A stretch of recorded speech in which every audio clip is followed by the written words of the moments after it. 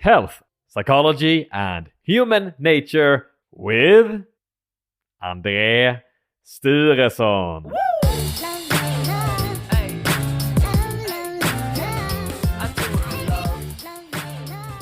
Friends, welcome to the second episode of Health, Psychology and Human Nature with me, André Sturesson.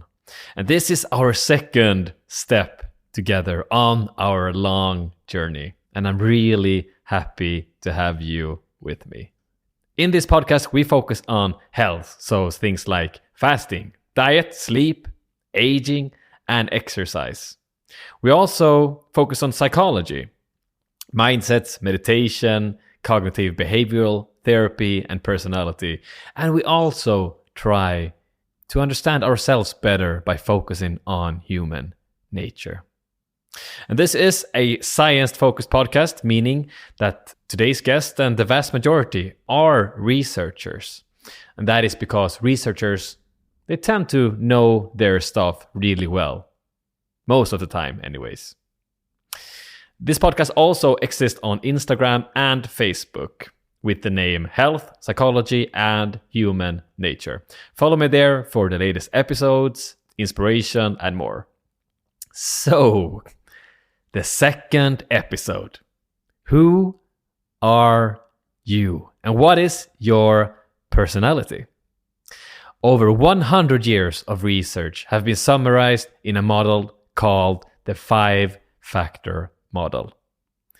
Openness to experience, conscientiousness, extraversion, agreeableness, and neuroticism. Those are the 5 factors that help us better understand ourselves as humans. And in this episode, we discuss all of them in detail. Petri Kajonius is an associate professor who focuses on personality, intelligence, group psychology, subjective well-being, and a lot more. Friends, please enjoy the second episode. Let's try. Let's do it. So you already seen that I'm an extrovert. You saw my bicycle. Oh my gosh, I saw your eyes before I saw your bicycle. Your eyes are blazing with energy. It almost makes me a little bit afraid of you, Yeah, but now we have been hanging out for like 30 minutes. How do you feel now? Oh, I feel relaxed. You're just a very typical extrovert, a nice, friendly guy, and I trust your instincts and purposes, and I'm going to have a good time. Yeah, sounds great. Yep. Okay, I'm really looking forward to this. So I've been already telling you a couple of times, but it's such a fascinating subject, personality, isn't it? And you've been also writing a book about this as we speak, actually. So sure. So I think it's on top of your mind as well. Yeah, totally. Personality is on top of everybody's mind all the time. Actually, they just don't know it. Yeah. So there you go. We encounter each other all days long. And we occupy ourselves with, why is that person behaving in that fashion? Yeah. Why is that person thinking the way he does, etc., etc. So it's an ongoing procedure in our brain.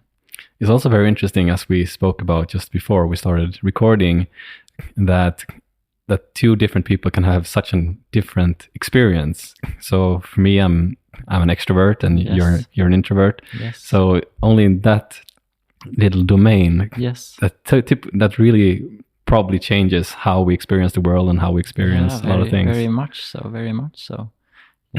So obviously you're full of life and zeal, and you have 1,000 questions to ask, and myself, I'm more reserved, leaning back, waiting for what's going to happen. I don't take the initiative to the same degree that you do, etc. However, I try to behave myself since I'm in this studio now. We need to have this professional conversation. Exactly. So, and most of the audience cannot see me, so I have to use my voice in a particular manner, etc. So we can all adapt to our personalities and the situation wherein we are, in my opinion. Yeah. That's very true. Yeah. I thought that we will start by just talking about personality. So when somebody asks you, what is personality? What is your typical answer? Yeah, well, my typical answer, I'm not sure I have a typical answer, but if we start to reason about it, personality is what you encounter when you meet another person. It's like the flora or spectra of traits and attributes and characteristics that are just thrown in your face as soon as you look at another person. Even if you want it or not. Yes, totally, totally. You cannot avoid somebody's personality, in my opinion. Yeah. You have to deal with it. It comes through the eyes, it comes through the mouth, it comes through the gestures, etc. It was quite interesting. You sent me some of the text from your upcoming book, and there's studies of that you can. There's one trait called openness to experience. Right. So there's studies that by looking at somebody's home, Yes. you could tell how open they are to you. Yeah, how big that Yeah. factor is. Exactly, totally. Open-mindedness or openness to experience can to a great degree be seen in how you furnish your room, what type of furniture you use, or what kind of extra stuff you put on your shelves, or how many cool masks from deep Africa you actually put up on the wall, etc., etc., you know.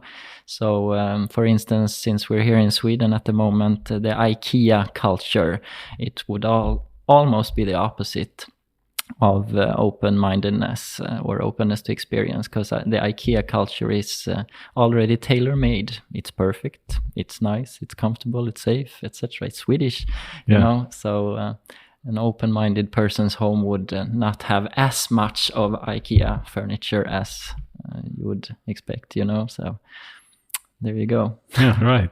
Interesting. Yes. So what about you?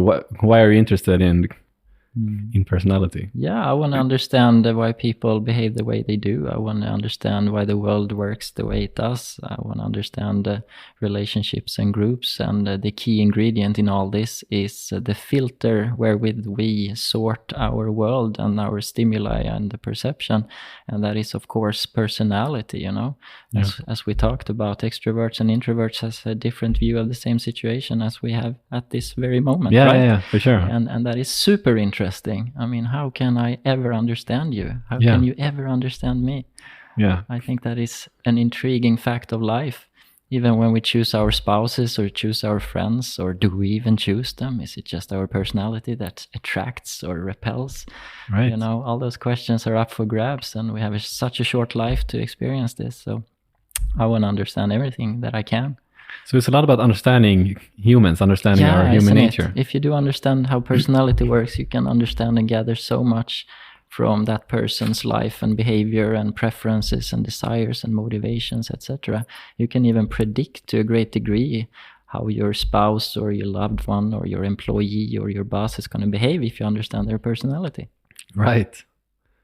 That could be good. Yeah, that is very, very useful. That is very useful. It could even make you rich. Yeah, exactly. If you can predict somebody's behavior or a work group's future plight or predicament, I mean, people are willing to pay you lots of money as well, you know. Yeah. From a practical standpoint, I want to know how you're going to react in this particular situation tomorrow. Yeah. And also right person at the right position, probably. Of course, I mean, that's... That is another way of framing the same question, you know. Who is actually very good at what they do and when? Yeah. That depends on the set of personality characteristics, you know. Yeah. So personality is basically the signal that breaks through the noise. And the noise is basically everything that affects our lives. However, there is a constant somewhere in there. I will recognize you tomorrow. You'll very likely be carrying the same extroversion level that you do at this moment tomorrow. Yeah. And that is personality. Personality is what I can rely on seeing in you tomorrow as well, or the day after, or the week after, or the month after. Exactly. So it's something long term. Yeah. It's not just something that now I'm in this way. Yep. So it's something that's for our entire lives almost. Yep. So personality by definition is the long-term stability. Right. Okay, yeah. It's also quite interesting, I think, when you look at kids. Mm-hmm. Sure. Kids who is only a couple of years old. Yep. It's also quite obvious that we're not all the same. Yeah. And that we have different personality also at Exactly. a very young age. I sometimes joke and say the only ones who do not believe in the power of personality are people who haven't had any kids. Right, yeah, that's true. Because as soon as you have more than one kid, you realize, oh my gosh, they come out differently. Yeah, that's true. Yeah. So there you go. And from there on, it's just entertaining. How are these people or these children going to develop into older age, and adulthood? Yep. Yeah, it's very interesting. Mm. So, Big Five. Yeah, Big Five. What is Big Five? Yeah, Big Five is like one of the best attempts to capture personality, one of the best attempts to actually measure up personality traits. So Big Five is the most useful model that researchers and scientists today have for attempting to quantify what you are like compared to somebody else. Okay, so quantify what you're like compared to somebody else. Yeah, and that's there's different main factors, right? Yeah, also. Right. Obviously, there are 5 factors since it's called the Big Five, right? So yeah. In theory, if you do analyze all possible human behaviors or all possible human cognitions or all possible human emotions, you will eventually, after analysis, wind up with 5 super factors. Yeah. And of course, I don't know, do you know any of the factors already? I do. Do you? I've been doing my homework. Yeah, but I like I think the acronym OCEAN makes it quite easy. There's another one I saw also, canoe. Canoe, yeah. Yeah, ocean. Yeah, totally. So ocean is one way of trying to remember these 5 factors. And O, of course, would stand for openness, and C, of course, would stand for conscientiousness. It's a little bit difficult to pronounce. The E would be called extraversion, and we already touched upon that and joked a little bit about our differences. Yeah. And then the A would be agreeableness, and then the N would be neuroticism. And if you do capture or conceptualize those 5, you have a pretty good grasp on what personality is actually. Yeah. So that is the best way to describe a person's personality is how. Yeah, it's one of the most convenient and practical ways while you're maintaining a high standard of scientific quality. Yeah, because that is the big difference, right? Mm-hmm. This if you do a Big Five test compared to something else, basically. Exactly. So Big Five purports and proves to capture much more of human behavior than other models does. And the Big Five also carries the advantage that it's measured on a dimensional scale. Most other personality tests are actually measured as typologies. Right. So there is, for instance, this famous or infamous book in Sweden, Omgiven av idioter, surrounded by idiots. Yeah. And it purports that we can measure human beings by attributing different colors to their persona. And that is, of course, a very flawed reasoning, since everybody carries all colors. It's just a matter of what type of level of blue or level of green or level of red or level of yellow, etc. that you do carry. And Big Five actually manages to do this pretty well. Yeah, and it's not only that as well, right? It's also the description of the different colors also, probably. Yes, absolutely. So the Big Five, the concepts that I just mentioned, I mean, obviously, it's a fair attempt to describe what personality is all about. Yeah. And the colors don't do the same justice to that concept. Yeah. Yeah. So Big Five is pretty cool, actually. Most people can very easily pick up on that and run with it and play with it and talk about it and stuff, just like we did in the beginning here with extroversion, introversion, for instance, right?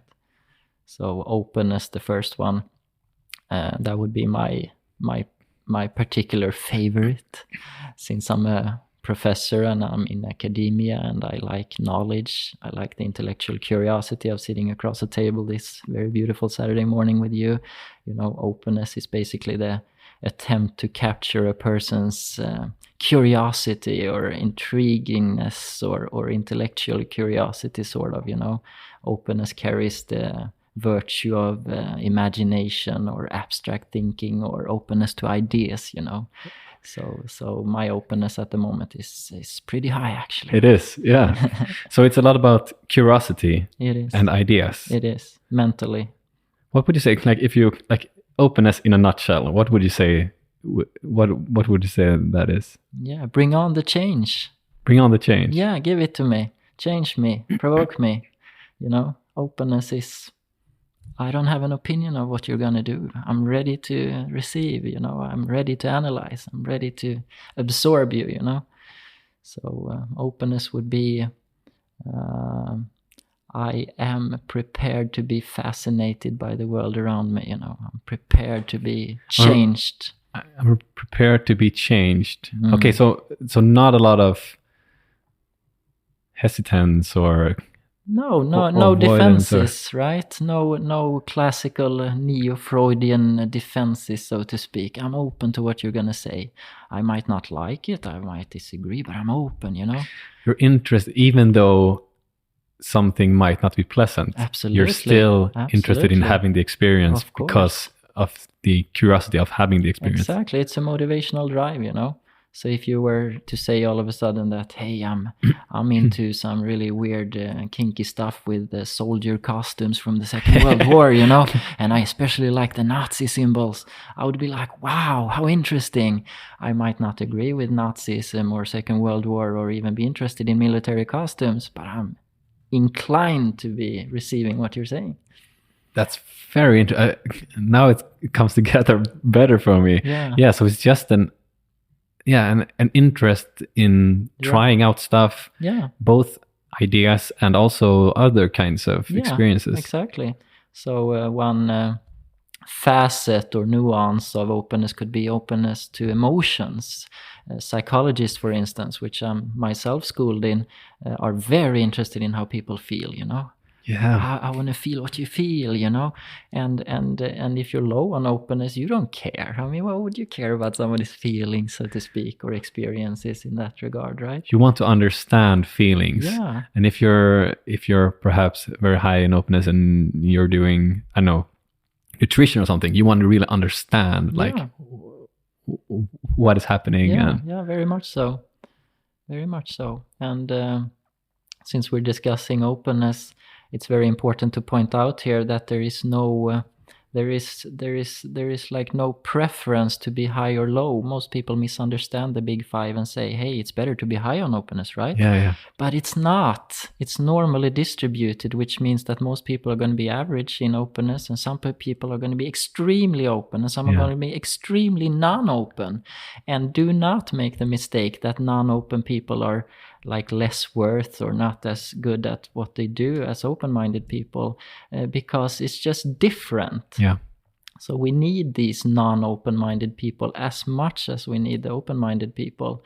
For instance, maybe a farmer who tills their land and makes sure we all have crops and in the long run make sure we have food on our table. They are not very high in openness. They're not going to go out on the field and experiment. Let's see what's happened. 2019, bring on the new stuff. Let's see if we take these 15 times of crops and just distribute them unevenly. Let's just see what happens. Yeah, exactly. And nobody would like that. No. So there is a purpose for being non-open. So the whole movement of conservatism, for instance, politically speaking, it's characterized by people a little bit lower in openness.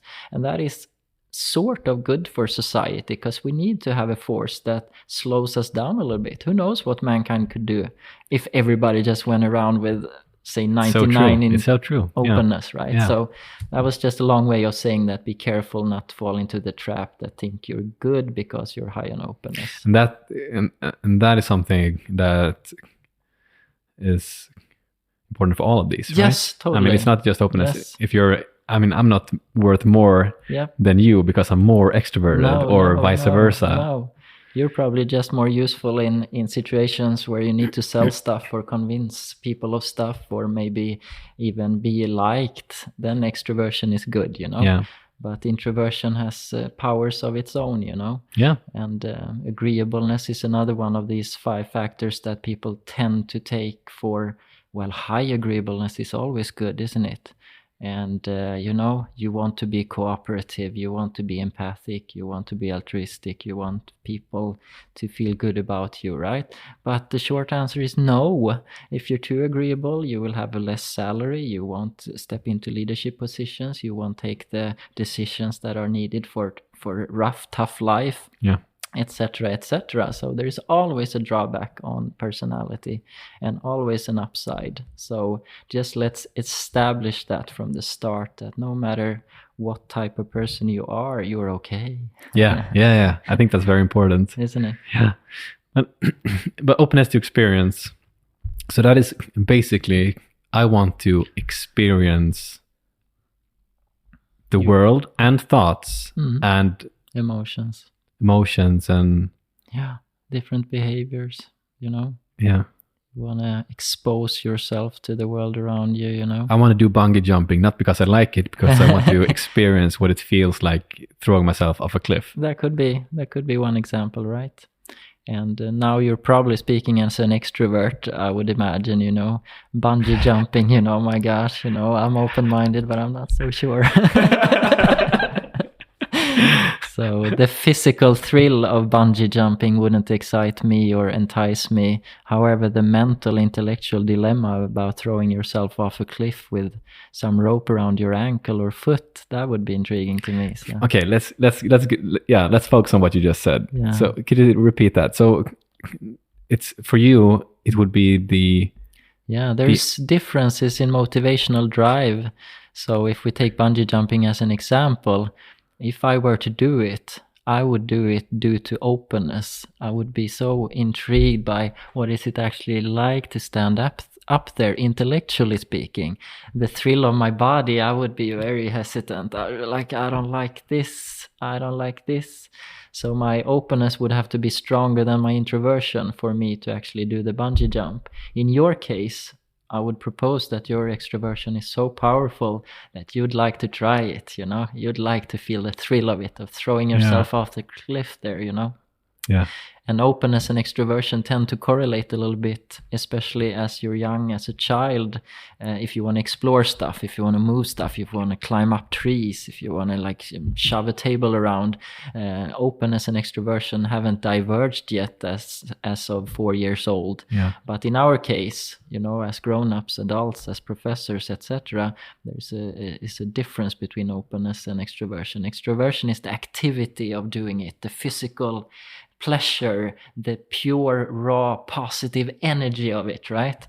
While openness is more the intellectual curiosity, the interest of it, you know, the imagination of it.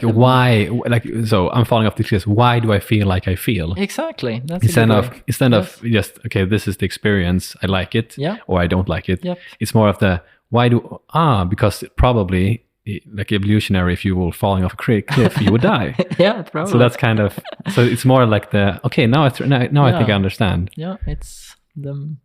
So it's more of the meta perspective on things. Exactly, the mental meta perspective of things. Yeah. Openness to experience. I know. The meta. Yeah, that's very interesting. Yeah. Yeah, now it's becoming a lot clearer. Yeah. But also when about openness to experience, you also written that it's two different things, or two subgroups, which one is like interest of ideas, and the other one is kind of interest in change. Right. So could you elaborate a little bit of those two? Yeah. Well, it turns out when you do scientific analysis of what openness actually is measuring, the very, very big part of openness is actually the disposition towards something that is intellectual, intellectualizing everything, extracting everything out of mundane experiences, So that is why half of the openness construct or the trait is actually consisting of openness to thinking. Yeah. And the other half is more the welcoming of change, or the welcoming of experiences, or the welcoming of other people's lives, And so one half of it is purely mental thinking, meta, like we said, Yeah. And the other half is actually, okay, we're going to change carpets at the office again. Well, that's all right. Okay. Yeah, I think so. The first part is more this meta perspective of things, thinking about. Yeah, philosophically. Yeah. What is it like to be standing up there ready to bungee jump? Yeah. Yeah, exactly. What would it like, and why is it like that? Yeah. And, why is it and that? does it differ from me, another person? Yeah. And the other part of it would be like, okay, we have bungee jumping stations in every town in Sweden now. That's cool. Yeah. So now exactly. Now we're having a big change in this organization. Yep. Oh, fine by me. Yeah, fine by me. I don't care. Bring it on. Bring it on. Well, exactly. It's not like it's not only fine by me. It's even I'm welcoming it. Yeah, right. Yeah. I want it. I want it to change. Yeah, I like to change. It's progressive. Yeah. It's progressive. So obviously you started by the most difficult trait here, Perfect. Openness by definition is a really tricky one. Yeah. So we started with the most difficult level of analysis here. Yeah. The other ones are much more simple, in my opinion. Yeah. Which also I think you wrote is the hardest one to. It's harder to tell if somebody is open to experience than it is to tell if somebody's an extrovert. Exactly. Yeah. And that is because so much of openness goes on inside the mind. And you have to get to know that person a little bit. And that is why your anecdote on the study on the furniture of the home was pretty good, because there you actually have a chance to see what kind of open-mindedness that person has. What the person choose to have around. Yeah. Mm-hmm. When I was reading about this, I just had this thought, like in evolutionary terms, could it be that, okay, so you're interested in ideas and you're interested in change. Could this be kind of like a trait where a person comes up with new ideas or likes to elaborate on ideas, and then also likes to put them into action or to talk with others about ideas so that human beings improve, or societies improve, or technologies improve? Right. Could that be? Yeah, that could be, and especially the first part. I mean, an open-minded person is the creative one, is the one who thinks about alternative solutions all the time, right? Yeah. Open-mindedness sometimes carries with it portions of intelligence and cognitive ability as well, right? But to actually implement these ideas, you'd need an extrovert, which is yourself, presumably, and that's why we're having this conversation. I would never take the initiative of having this conversation to spread the word. Why? I'm open-minded. Well, you're the extrovert, so you launch it. Yeah. You execute it. You make sure it happens. You have the energy to actually promote the change.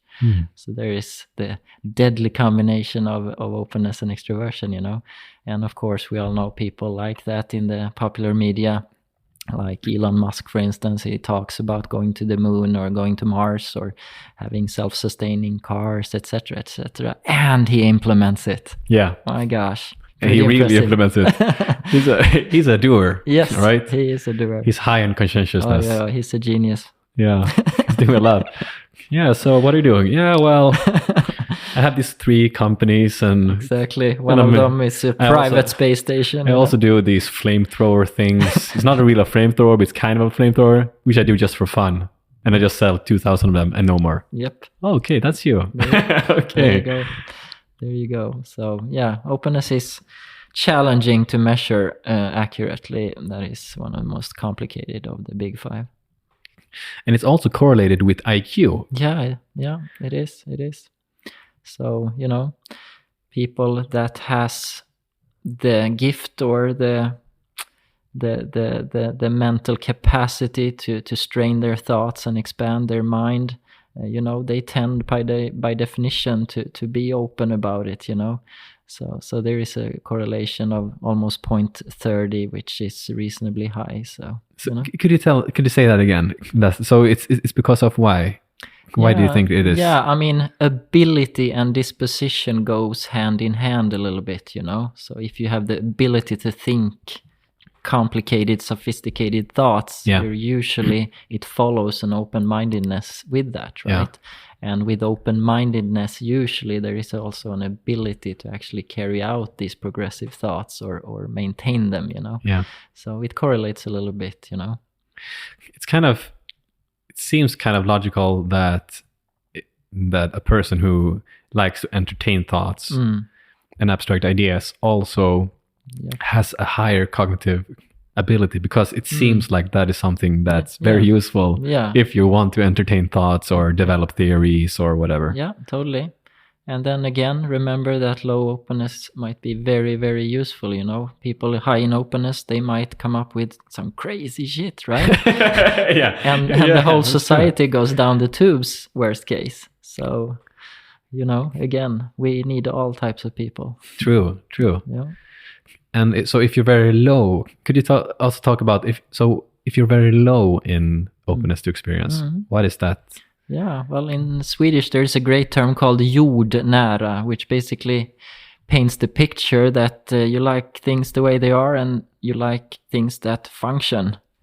And that would be more low openness. So many mechanics or people that fix cars and stuff, they are usually lower on openness, and they need to be, because this is the way a car works and this is the way to fix it, and we can't come up with any new stuff in the garage, we don't need to.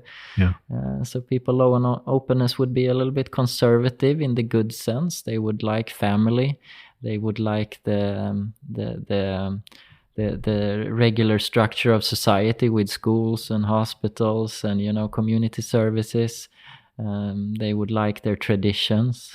They would like their Christmas Eves to be celebrated the way it always is. You don't know how much trouble I can get myself into when I suggest alternative ways of celebrating Christmas Eve. People get mad at me. And I'm like, why would we do it the way we did last year? I mean, why would that be cool, And that's just because my high openness, But most people would be like, I'd like to do it like we always done it.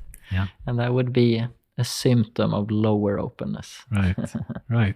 And also, as you said, a very important trait. I mean, if everybody would have a lot of big ideas, nothing would work, right? No, presumably not, Not at least as efficiently as it does now. Yeah.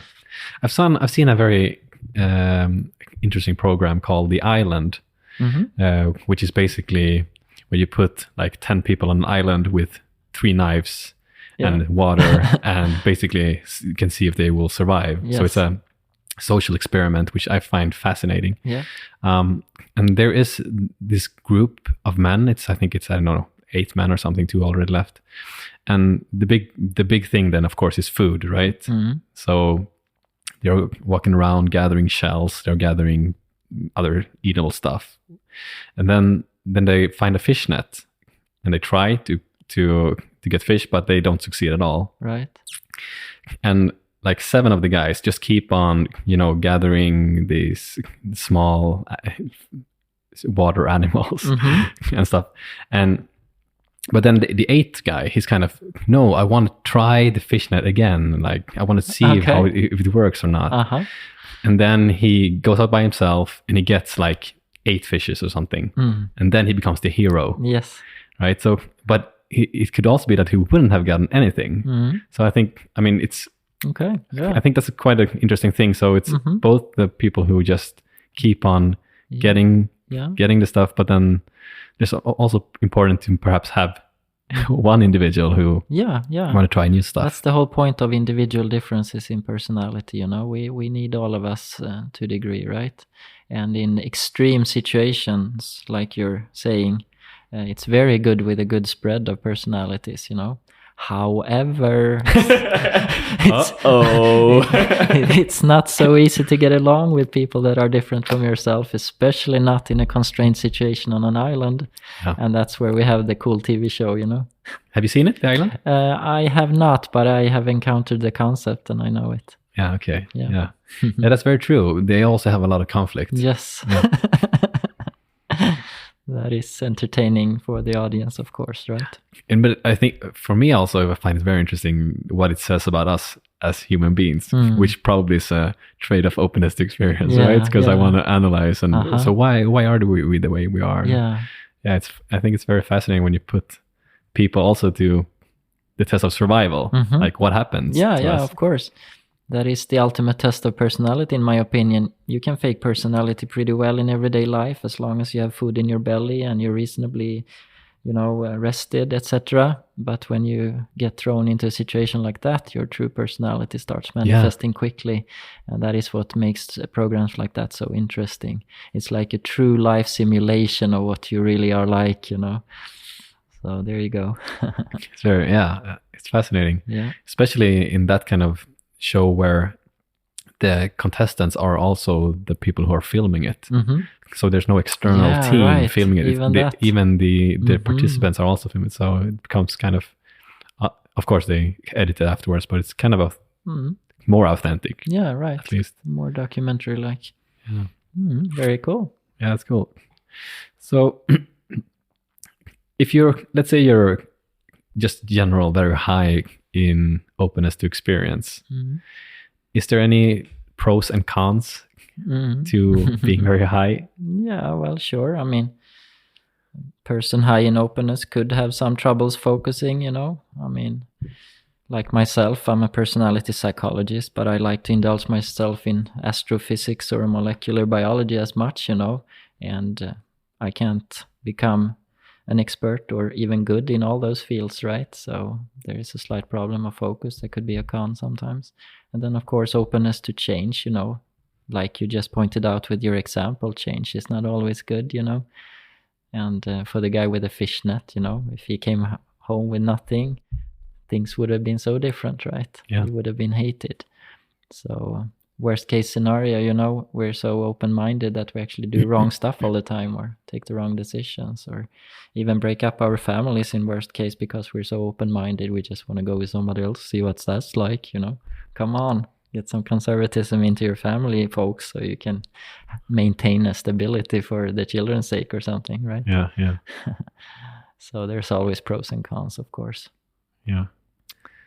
And if you're let's say you're quite low on openness to experience, so what would you say is like well, you're bound to miss a lot of opportunities, and you might not appreciate the value of actually being changed or being provoked or something, right?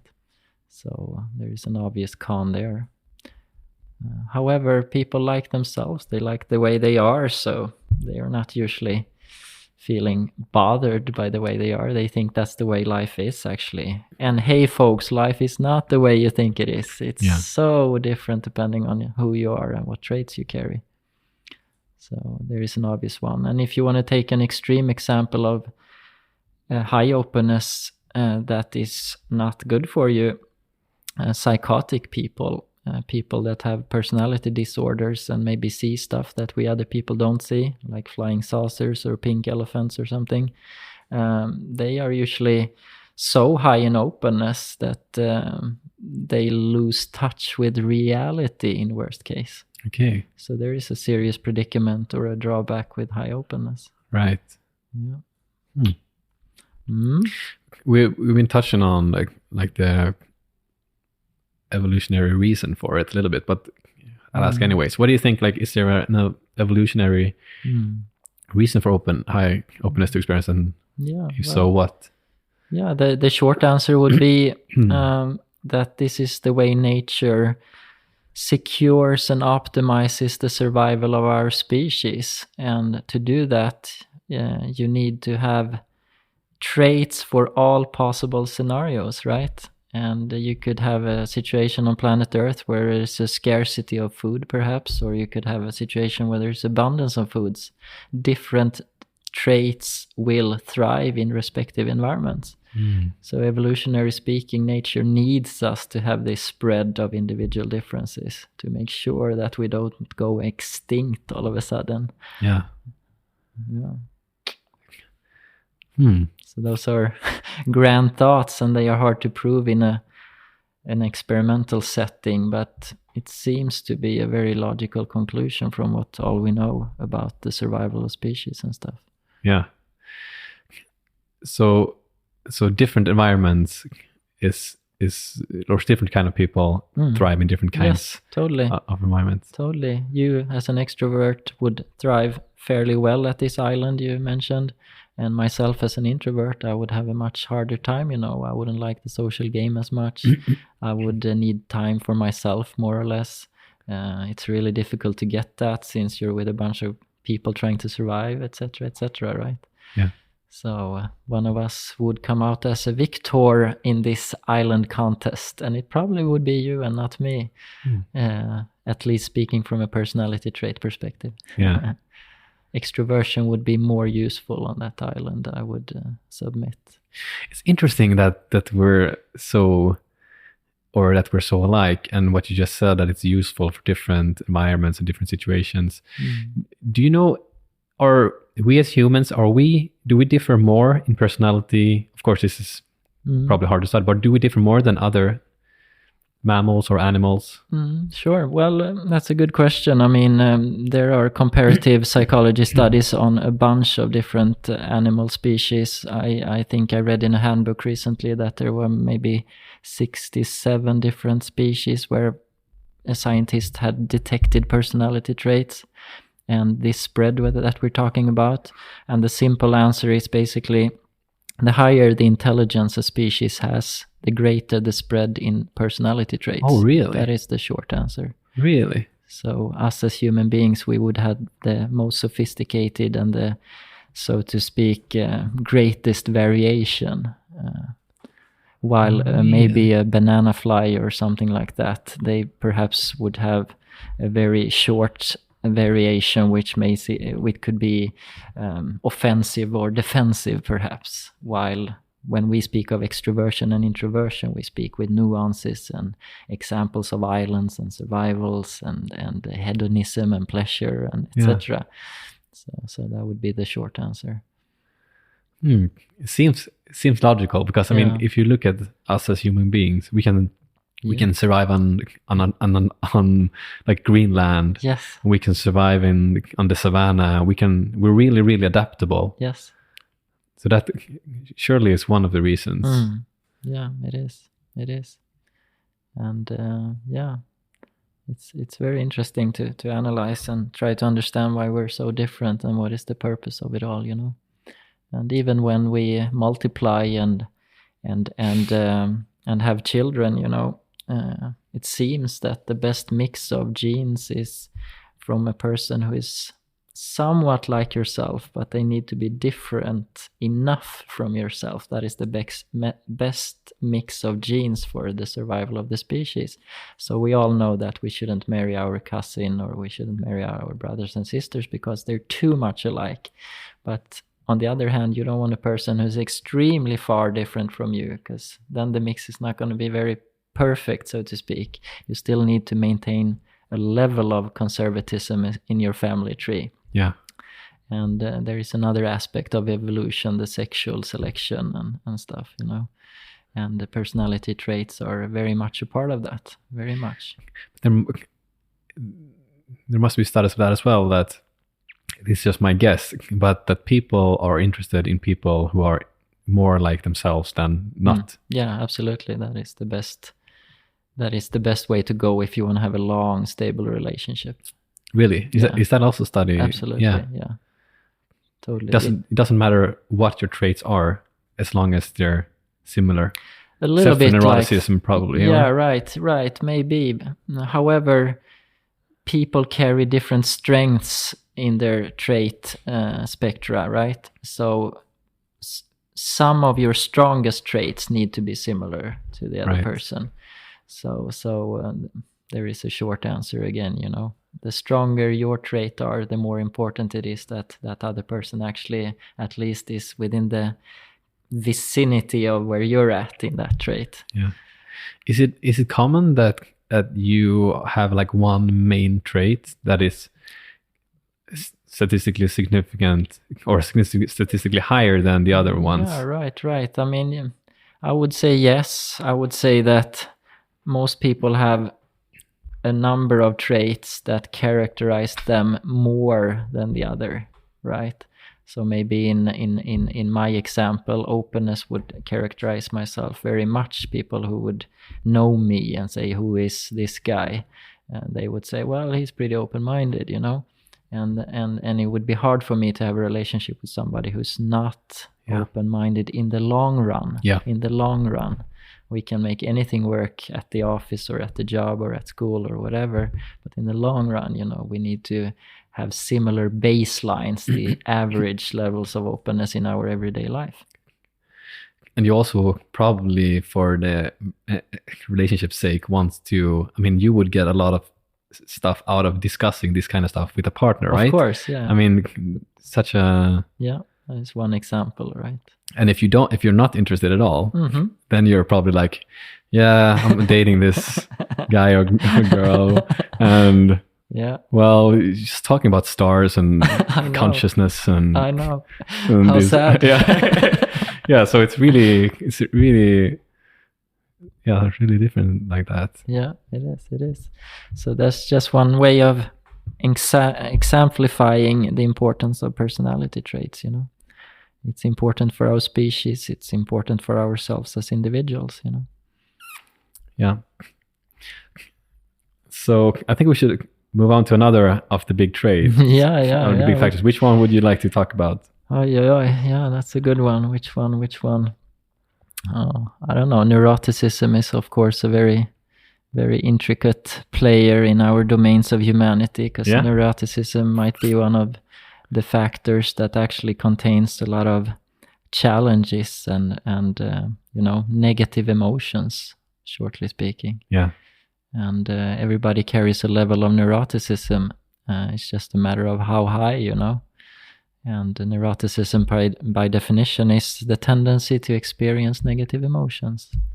And it could be through anxiety, it could be through fear, it could be through anger, it could be through feelings of insecurity, it could be through a whole bunch of means, right? Yeah.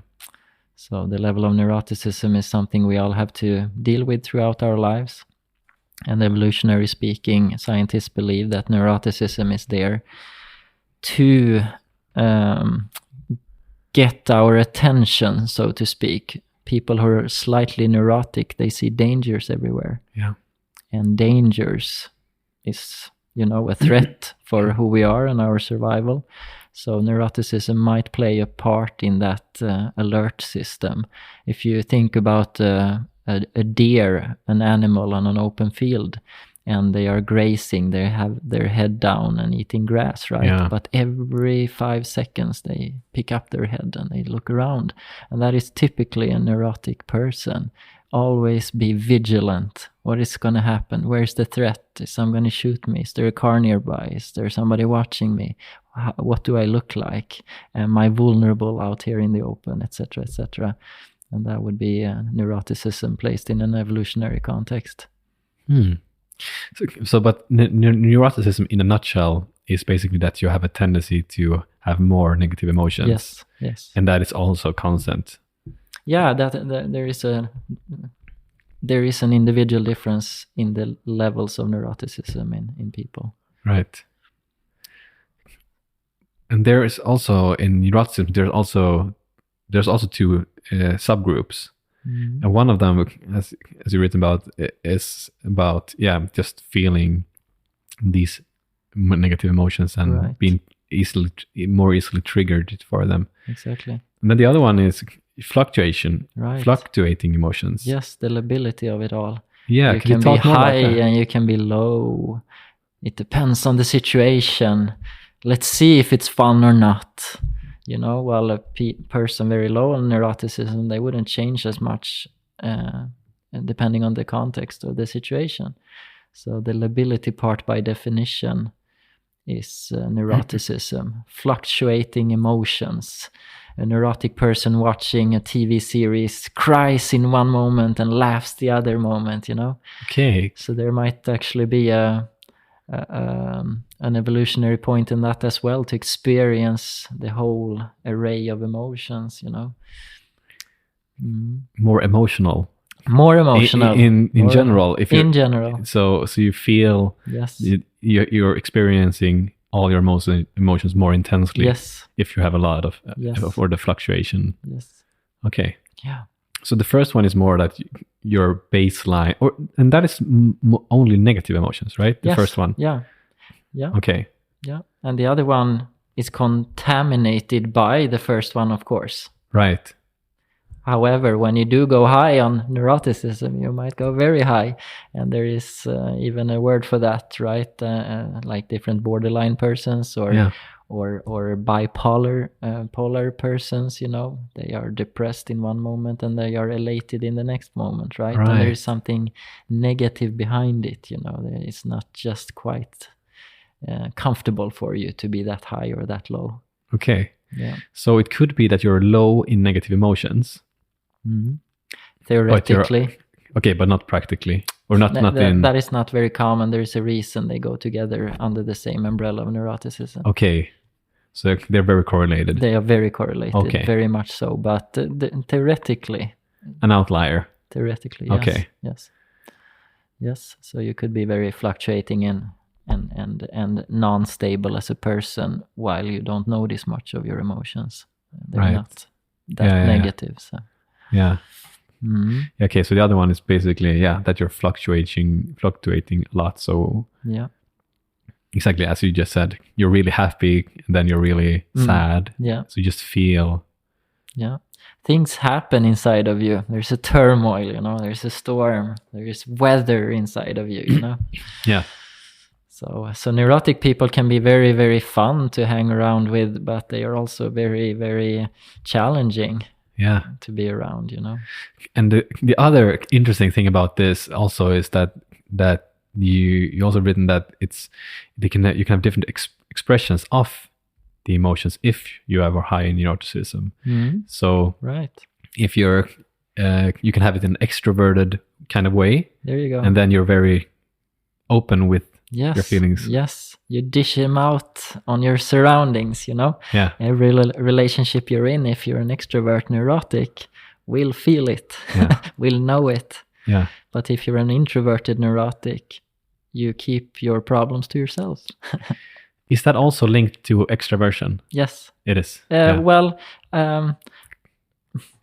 the brief answer would be a neurotic can be extrovert or introvert. Yeah. Or an extrovert could be neurotic or non-neurotic. Yeah. So the correlation between extroversion and neuroticism shouldn't be very strong at all, because you can be all types on those dimensions. Yeah. So it's just a matter of how you deliver your neuroticism. Do you take that fear, anger, and project it on somebody else? Then you're an extrovert. Or do you project it on yourself inside? Then you're an introvert. Exactly. But you can't be. Can you be an introvert if you just look at the factor of extroversion? Can you be like an introvert but still be extroverted with how you show your emotions? Well, not necessarily. I mean, the introvert extrovert is on the same scale here. Yeah. So if you move towards one of the poles, you change or you differ in how you actually manifest your neuroticism. Yeah. So in that regard, it's very easy to recognize an introvert neurotic or an extrovert neurotic. Yeah. If it is an extrovert, you'll notice immediately almost. Yeah, exactly. Yeah. But if you're an introvert, it can... You shouldn't notice as much, at least, not in the beginning. I think that's probably, so much harder. Like if let's say you're a teacher or somewhere else, that you're having these people that you know, okay, so this person really is outgoing with their negative emotions. But then you might have like a couple of people who seem fine. Yep. But then who are not fine. Yeah, absolutely. there's a huge challenge, even as a parent, to start to recognize that early in your children and see what's going on inside. Yeah, exactly. Yeah. So, yeah, pretty cool. Yeah. Mm. So if you talk, like, if let's say you're high in neuroticism, is there any studies of how to mitigate that? How to... Yeah, well, time heals all wounds. So as you grow older, neuroticism tends to lower a little bit. Okay. You learn from life that things usually get solved somehow. So there is a short answer with the development of psychology. However, if you're really high on neuroticism, by definition, you're going to be anxious, right? Yeah. So it's really difficult to combat the emotions of anxiousness. Yeah. It's even to the point that if somebody tells you to calm down, you don't trust them because they obviously don't realize the danger we're in. Yeah. So there's a dilemma. But I was thinking about, for me, for example, let's say I have a part of my life where I've been like, I'm sleeping really bad. I haven't been exercising. I eat pizza all day. There you go. I haven't been with a friend for 2 weeks. For me, then I become more neurotic for sure. Right. But if I sleep well, I exercise, I live my life as, then for me, it's at least it's quite a big difference in how neurotic I am. Right. Yeah. And strictly speaking, one could argue that your levels of neuroticism, your baseline doesn't change that much, but you're alleviating the symptoms and you're handling the manifestations of it, and you're actually making yourself feel better and increase in well-being. Yeah. So that's exactly how we need to handle our emotions or personality traits. We need to know, first of all, what we're like and what our tendencies are, and then we need to start adjusting or adapting to that level or those baselines. And like you're saying, exercising or eating well or sleeping well are excellent remedies for anxiety, for instance, right? Yeah. So your tendency to be anxious will be dampened if you take care of yourself. That's pretty good. Yeah.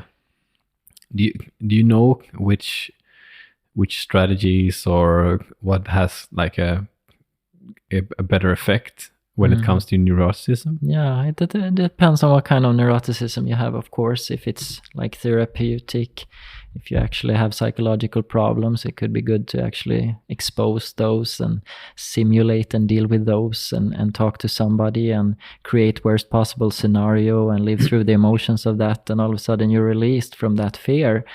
So that is one way. But if you're just neurotic in the regard that you are weak or vulnerable, or you're anxious about how other people are going to look at you, perhaps you can boost your own self-esteem a little bit by exercising, by getting your body into shape a little bit, by actually getting some fresh air and take a walk around the neighborhood and say hi to somebody and attempt to make yourself be more comfortable. Yeah.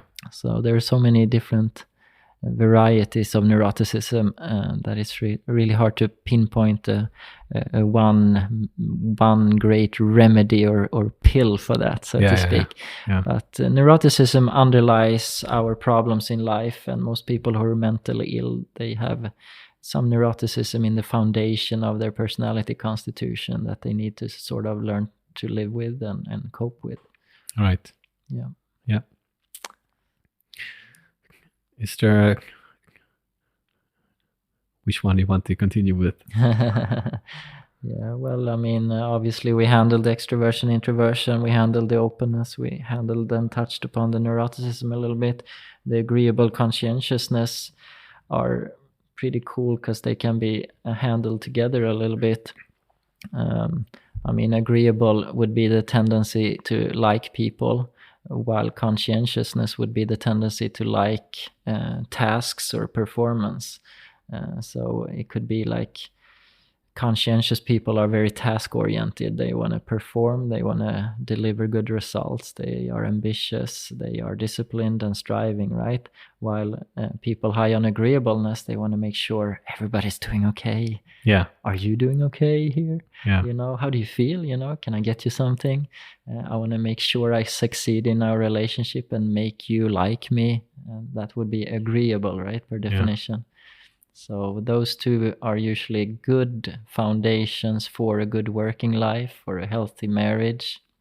Those two are usually ingredients for a good cooperation within a society or a culture or an organization, you know.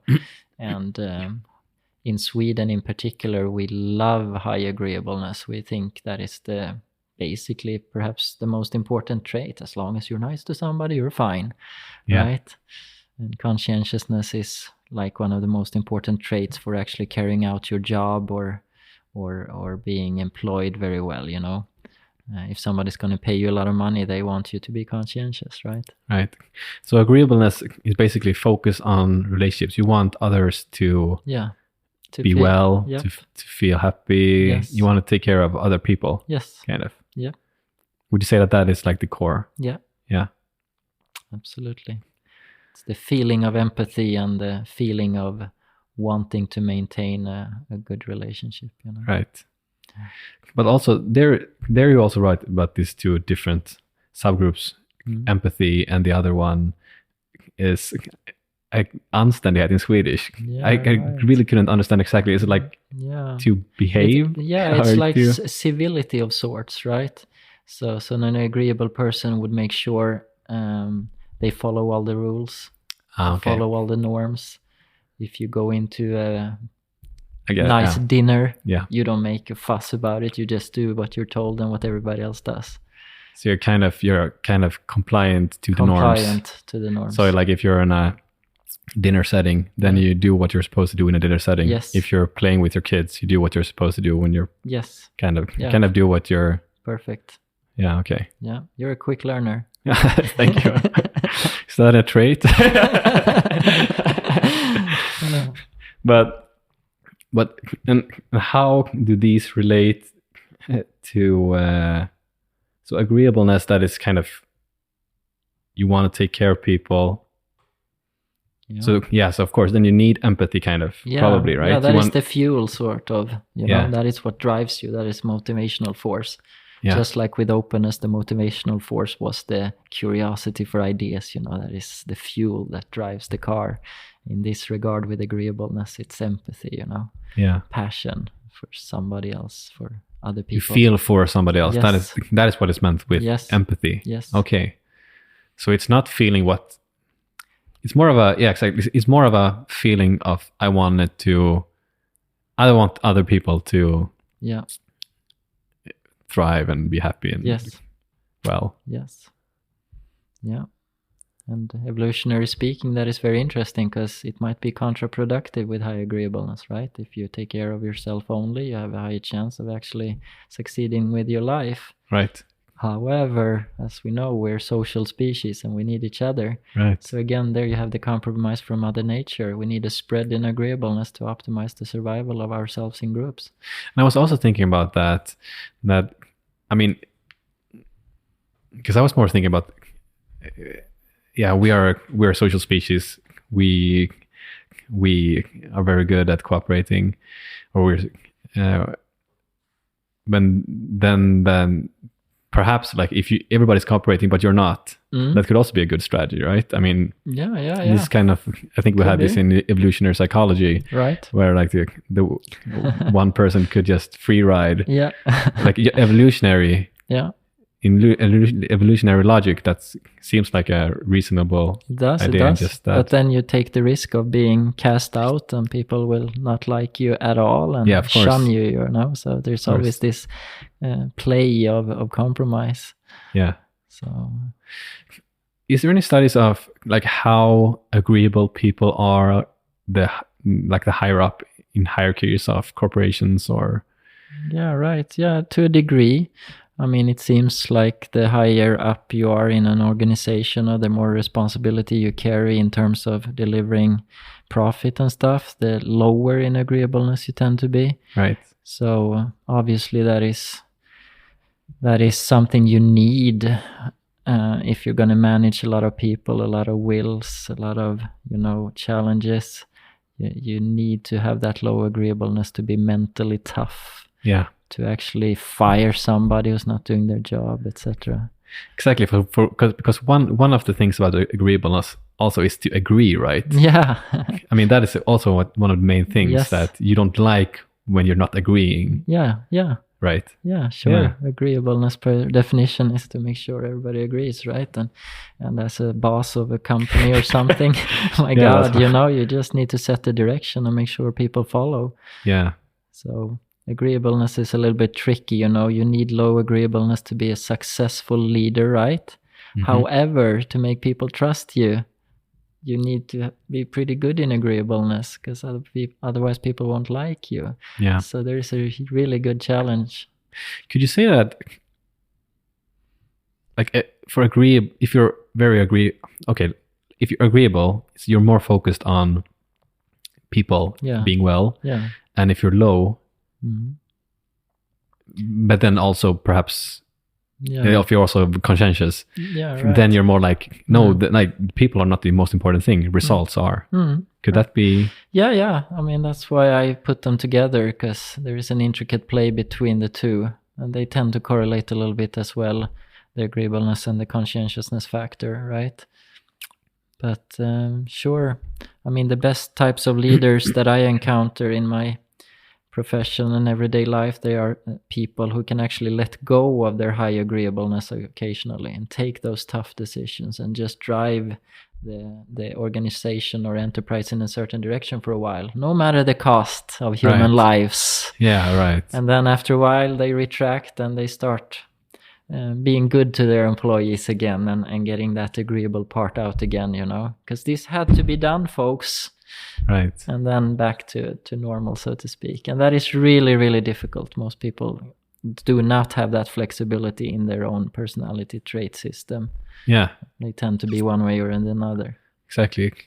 Yeah. I mean, I'm also higher up in agreeableness, and I can really feel, if I would be a boss and I had to sack a couple of hundred people, especially having no experience of it. Yes. Then that would be hard. Harder. Yeah. Yeah. So people who are low in agreeableness, like extremely low, they tend to be on the borderline of antisocial, or they are on the border of being narcissistic to the degree that people start like thinking of them like deviant or strange. So if you're really low on agreeableness, you tend to develop these symptoms of almost psychopathy, You're so stone cold that people start getting afraid of you a little bit, Right. So it's good to be mindful of that, no matter where you're at on that particular dimension, that particular scale, Yeah. But it's fascinating, isn't it? Agreeableness is basically the disposition of how well regulated are you with other people, sort of. And good or bad, I don't care. There's individual differences, but it's still the disposition of what you like with other people, how you feel about other people. So, but is it more how you feel about other people than its social skills? Yeah, more how you feel. So social skills are mostly tied up in extraversion, actually. Really? The positive energy, All right, here comes the guy, everybody starts smiling, It's the extrovert, Yeah.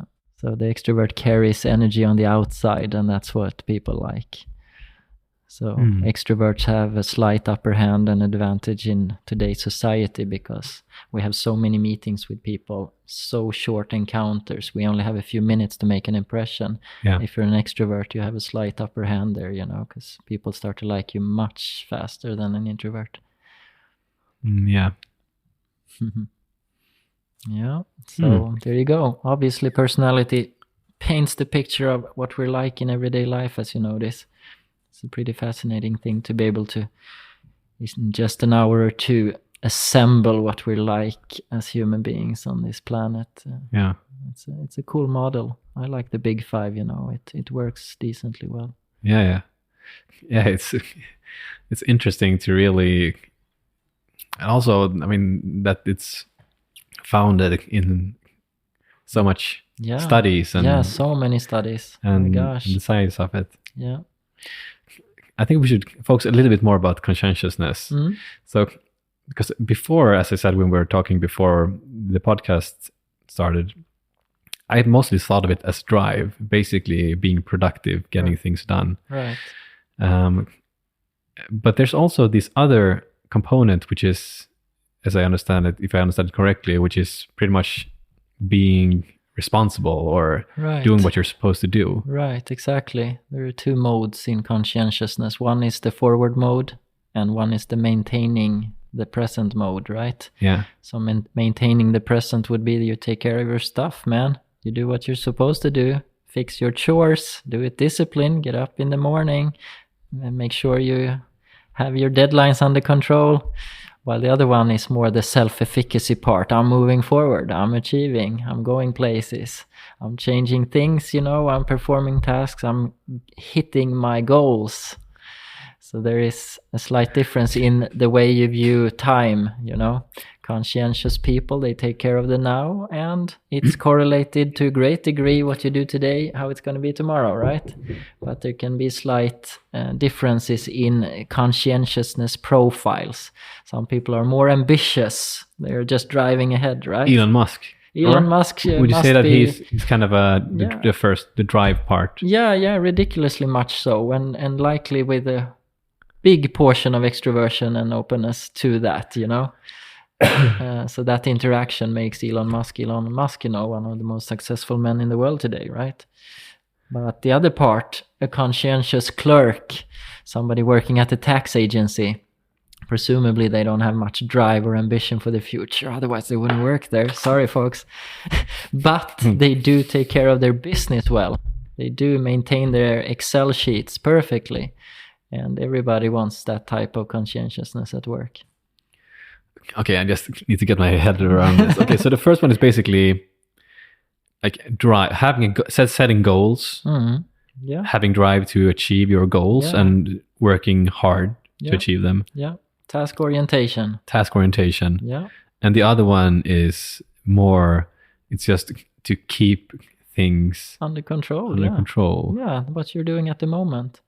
So if you're working at the tax agency and you have low conscientiousness, you're going to fumble the ball all days long.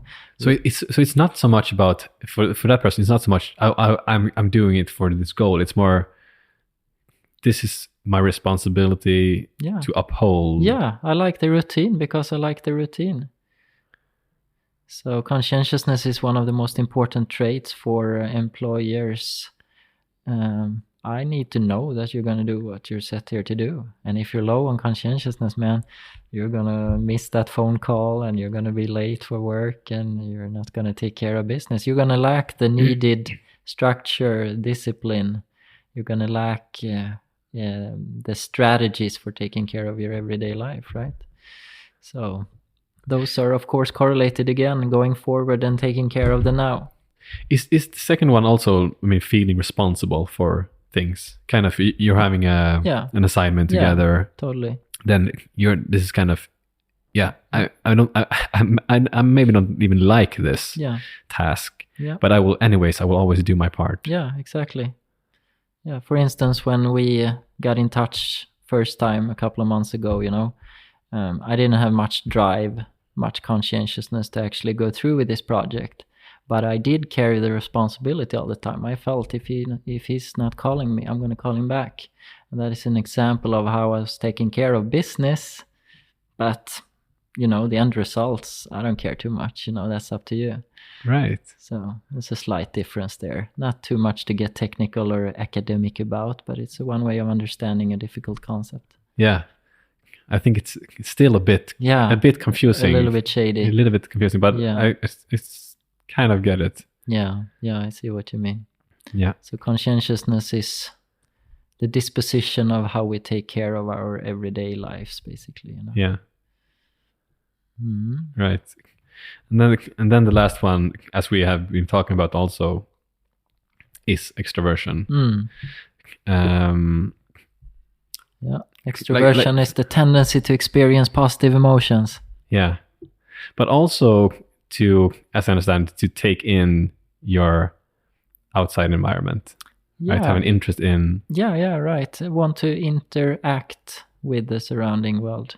Yeah. An introvert is more complacent and enjoy being in solitude by him or herself, right? So an extrovert likes the energy exchange. Yeah. So extroverts have more sex, for instance. They like the exchange of energies, right? Right. While introverts, it's not that important on average. Right. but it's both.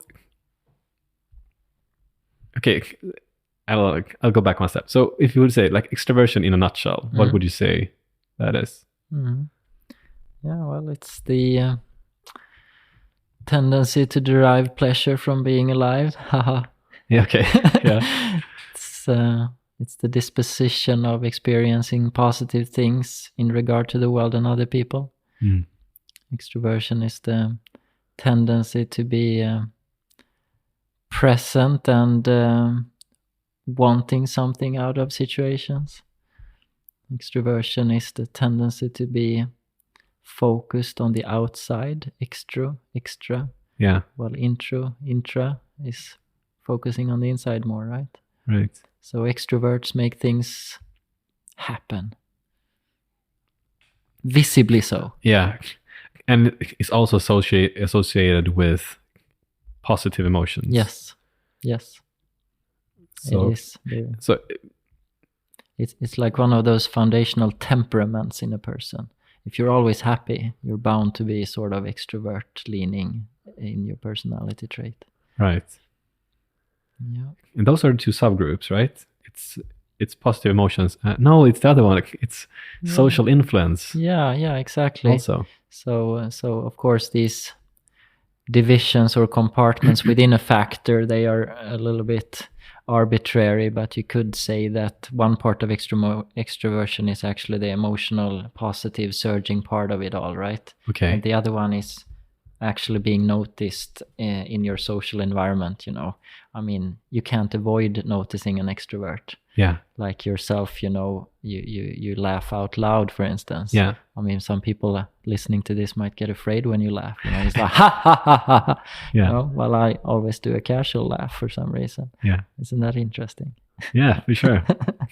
The typical extrovert and introvert. Yeah, typical. In practice. Yeah. Yeah, okay. So there is an assertive element in extroversion. That is the social influence part, That is why extroverts are better at selling stuff, better salesmen. Yeah. Because they are assertive. But you need this. You just don't know it yet. Right. While introverts, they wouldn't be that assertive or aggressive. Right. Yeah. And it's also about energy levels. Yeah, positive energy levels. Energy levels. So there's like a pleasure element to extroversion. Extroverts like to go dancing and clubbing all night, while introverts want to go home early, for instance, right? Yeah. Extroverts want to expose themselves to the energy of social things happening, right? Yeah. While introverts are content with themselves and even the quiet sometimes, Right. Then, of course, introverts could go clubbing all night as well. It's just a different attitude, disposition, worldview. Yeah. But one thing that I find quite interesting, I mean, I'm obviously more of the extroverted on this scale. And yes, generally, I really like being with people. Yep. Yeah, for sure. Yep. But I also like being alone. Sure. But that's perhaps the openness to experience part of me. I mean, I really also like to be alone, focus on my things, work, zone in, and sure do that kind of stuff. I would submit to you that being alone is part of the human condition. Everybody needs time alone. Yeah. It doesn't matter if you're an extrovert or an introvert, right? However, extroverts tend to not need as much or as severe spouts of being alone. Yeah. It might be an afternoon and then you're fine again. Yeah. You're out kicking ass. Kicking ass. You're out there kicking ass again. Yes. Yeah. Yeah, totally. And that is also one of the factors that most easily recognized in another person. Yeah, totally. Extroversion is something a stranger will notice within 30 seconds, and they will be able to score you pretty accurately on introversion, extroversion after just meeting you for a few seconds. A few seconds even? Yeah, even seconds. I Wow. mean, there are studies done on that.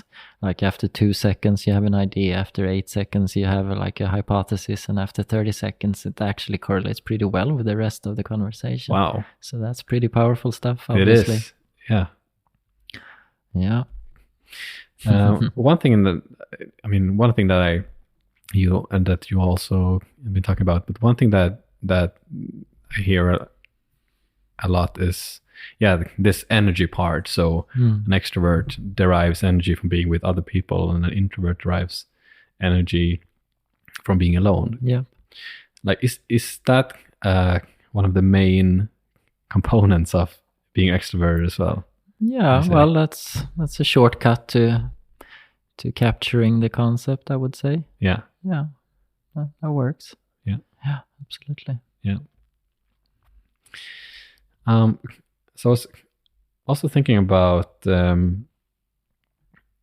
like how you could use this in your life. And I was thinking about, because I mean, I'm interested in health and I'm interested in well-being, and I mean, everybody needs to sleep, right? And everybody will feel better, and both biologically and physically, or psychologically, if you're physically active. Yeah. But personality seems different in that aspect. That, let's say you're very conscientious, for example, Right. and then that person probably would have a better life if that person is striving for something. Right. And if you're open, like if you're high in openness to experience, you probably have a better life if you actually can work with ideas and exploring abstract things. And that is a perfect way of exemplifying the importance of understanding personality. If you don't understand personality, you won't have a good life. You won't have optimal well-being. You will be at the wrong place at the wrong time, presumably, right? So everybody needs health. That is the human condition. Everybody wants a well-being. That is the human condition. While the big five helps us with to identify the motivational drives wherewith we achieve health and well-being. Yeah. And just like you said, conscientious people have one way of attacking it, and extroverts other ways of attacking it, Yeah. And the more we understand that, the easier it will be for us to optimize our well-being and health. Is there studies that, for example, let's say extroversion, that is probably one of the easier ones to study. So if you're an extrovert and you are with a lot of people, that also correlates with the higher levels of well-being, for example. And yeah, surely. I mean, there's a bunch of studies on that, of course, and even on the internet, extroverts have more people connected to their profile, and they have more communication going on, and we can't help ourselves. I mean, we fall into who we are, obviously, right? Yeah. So extroverts need the energy around them to feel satisfied. Yeah, it's not difficult at all, right? So every big five factor has its own agenda, so to speak, and we all need to know something about our own profiles to be able to have a great life. Yeah. It's obviously so. Conscientiousness usually helps because people tend to take care of themselves. They tend to think about what they eat. They tend to go to the doctor occasionally. They tend to ask their children about their dental health, etc., right? So conscientiousness is a good thing to have in life in that regard. You can become, you are proactive in your health if you're a conscientious person. So usually conscientiousness is the character trait that correlates most strongly with health behaviors. But that should probably correlate with kind of any behavior almost. Not really, but I mean, if you're very conscientious, then whatever you want to do, you're more likely to do it. Also, sort of, right?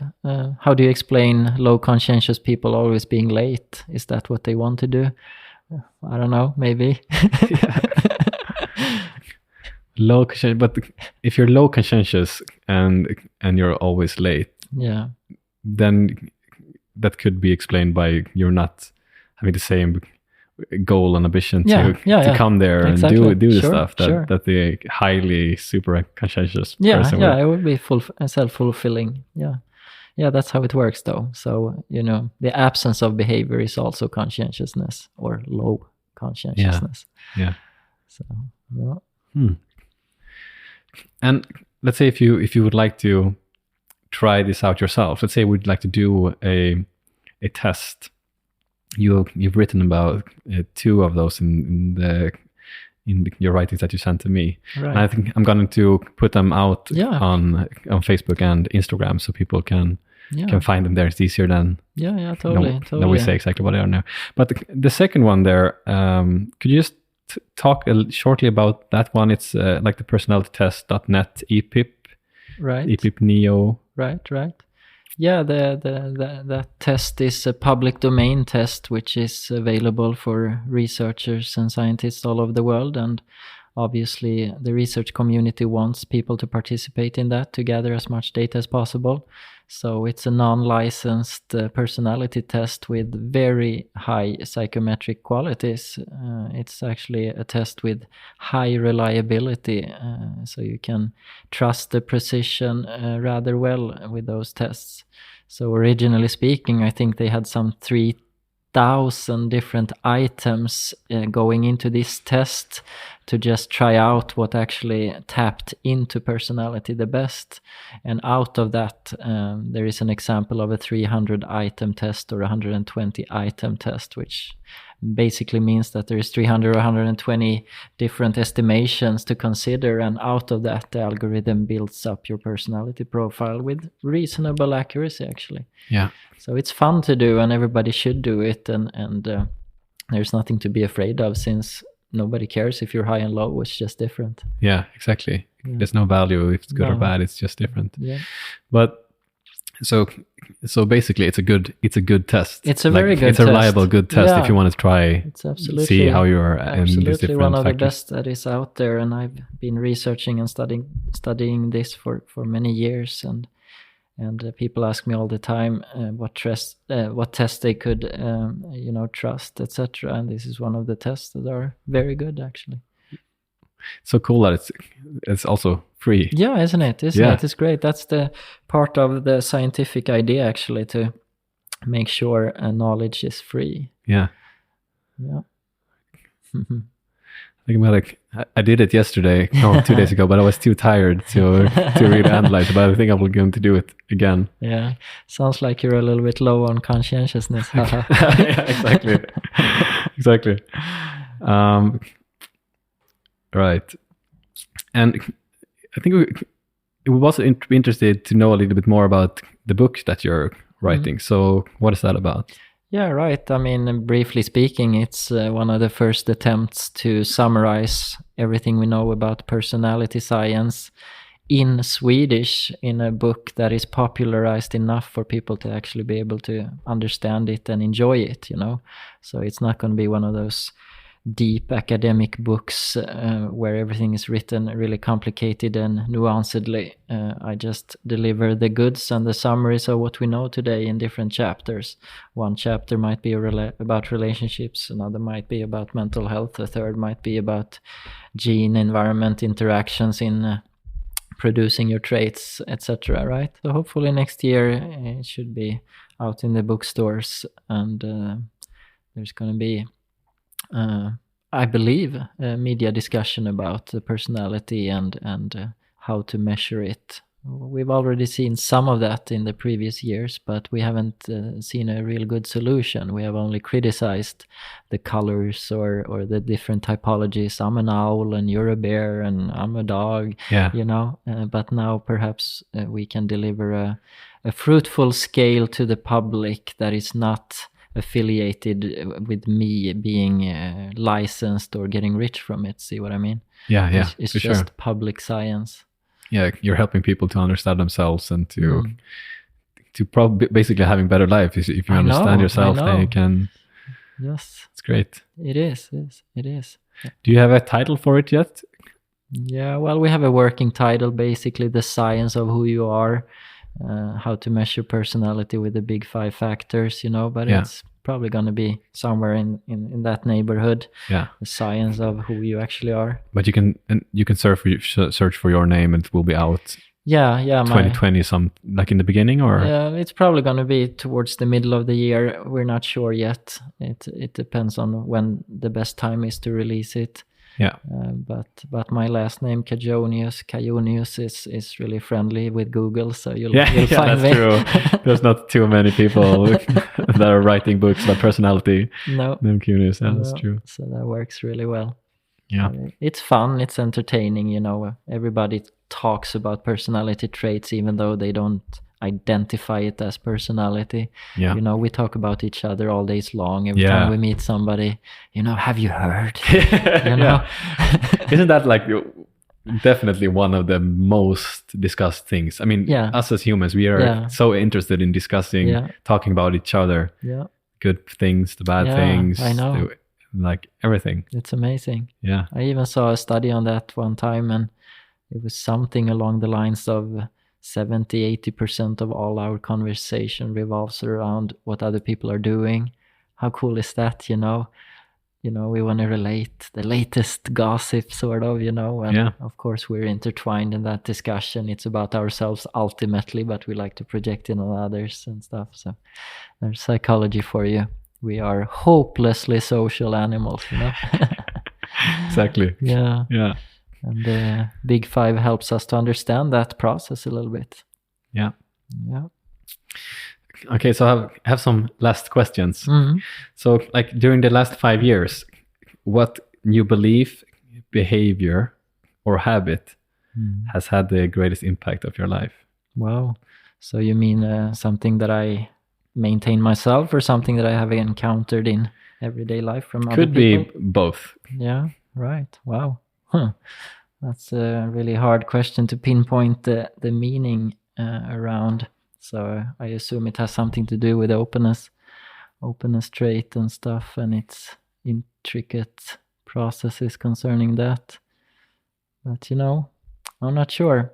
Having finished my PhD and the research around well-being, satisfaction, and personality obviously has been a dramatic change for me when I finally started to understand the importance of my genetic setup, or who I am as a person. I mean, obviously that has had a huge impact on me. I see the world a little bit differently than I did prior to 5 years ago. So when I do identify myself as an open-minded person, which according to every test in the world I am, it helps me to navigate through life. It helps me to navigate through everyday life. That is probably the sole reason I am here in this studio talking to you at the moment, right? Because I've identified that is what makes me happy, intrigued, curious, right? Yeah. So that could be some sort of answer to what has impacted me the most. The insight of who I am, you know? Yeah. Sounds very logical that it has an effect of understanding ourselves better. Yeah. And then also doing something about it. Yeah. Kind of. Exactly. Moving with it. Yeah. Yeah. So like what bad recommendations or like a fad is there in your area of expertise that you don't like, or is there something? Right. Something that I dislike or hold on true, or something. Yeah, something or perhaps that's a lot of people are talking about that is just not true. Yeah, right. Well, the one area within this field of science that the popular public has no idea about is that our personality is driven mainly by our genetic setup. I mean, the DNA that you received from your mom and dad, that sets you for life, and most people underestimate the power of the heritage. They firmly believe that they can do anything and everything with their lives, which is pretty cool, you know. You should hold that belief. But when you approach 30 years of age and older, you start to realize that there is a very set course for you in life according to who you are and what you're constituted by. So I would say that people who don't believe in the power of genes, they are still not updated. That would be one area of concern, you know. So we need to work with what we have. We don't need to work with what we believe we have, you know, so to speak. And that's where the power of personality science comes into play in my regard. It is a way of describing our genetic makeup, so to speak. And we're going to see so much of this in the future, I promise you. There's already a number of large-scale studies with 100,000 people strong plus that proves that just analyzing our DNA gives us prediction power for what that person's future is going to be like. That's interesting. That is science fiction cool, Yeah. But it's out there, and there is even a book by Robert Plomin, I believe, The Blueprint of Our DNA. Yeah. And that's maybe a recommendation you could put out there. It gives us the first glimpses of our future. My gosh, man. Yeah. There is so much to be read from our genes that we ought to be a little bit scared of it. Yeah. I put that out on Facebook and Instagram as well. Yeah, good. The book, so people can see what it's Very about. Nice. And then the last question then. So if let's say you were a leader of a country, hypothetically speaking, like what would be one thing that you would like to change? Yeah, right. Wow, if I were a leader of a country, right? Yeah. I would. And you also had the power to change. Yeah. Wow. Yeah. Well, first of all, I wouldn't because I'm an introvert. Yeah. But technically speaking, if I had the power to change something, I don't know, I would make it mandatory for every person, maybe around 14, 15 years of age, to study psychology a little bit. It should be as mandatory as Swedish or math or English or social science. There needs to be a course in psychology from early on, because it's the most important science that we have, because everything in life can be understood by our behavior and emotion and cognition, right? So I would probably try to achieve that. I would make sure everybody has some sort of chance to encounter the knowledge about who they are. That would improve their chances in life to actually have a good life. What would you say would be the most important things to learn about within psychology? Within psychology, well, how people function, how people work, what motivates people, why do people do stuff the way they do, And ultimately, personality is a very good concept in this area to understand why people do it the way they do. The Big Five is basically a model of motivational drives for your behavior, right? And if you do understand those five, you have a greater chance of actually finding yourself at the right spot at the right time, finding yourself with the right people, finding yourself with the right marriage partner or the right company or the right boss, etc., right? So that is a very practical application, and it's philosophically very profound as well. You find your place within this arena we call planet Earth, right? Life. And you only have some 70, 80 years to do that. Yeah.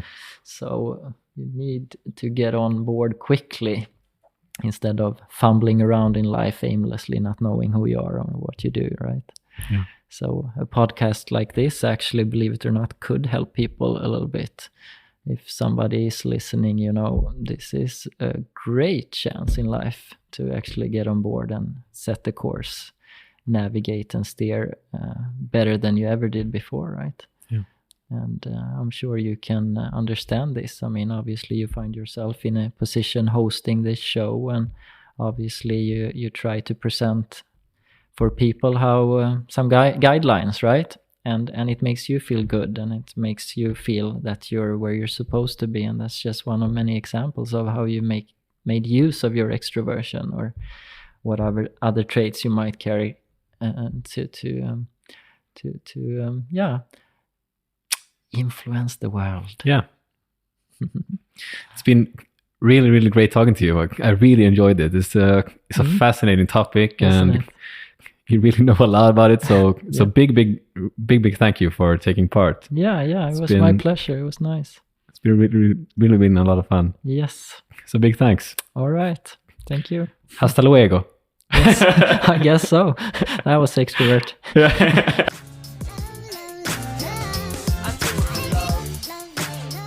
Hey friend, hope you enjoyed the episode.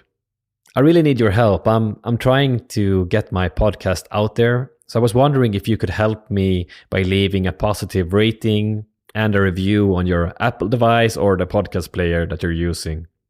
That really helps getting the show more visible on iTunes and other players. And if you don't know how it's done, then YouTube has great videos, so you can search there. All right, that's it. Take care.